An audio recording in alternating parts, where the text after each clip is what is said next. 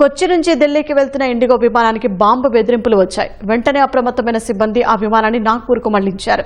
ఈ ఉదయం కొచ్చి నుంచి ఢిల్లీకి వెళ్లేందుకు ఇండిగో విమానం టేకాఫ్ అయింది.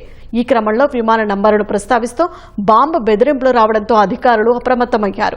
వెంటనే విమానాన్ని నాగ్పూర్కు మళ్లించి సురక్షితంగా ల్యాండ్ చేశారు. అనంతరం విమానంలో ప్రయాణికులందరినీ కిందకు దించి బాంబు స్క్వాడ్ బృందం తనిఖీలు చేసింది. ఈ తనిఖీలో ఎలాంటి పేలుడు పదార్థాలు, అనుమానాస్పద వస్తువులు లభించలేదని అధికారులు వెల్లడించారు. ఈ ఘటనపై అధికారులు దర్యాప్తు చేస్తున్నారు.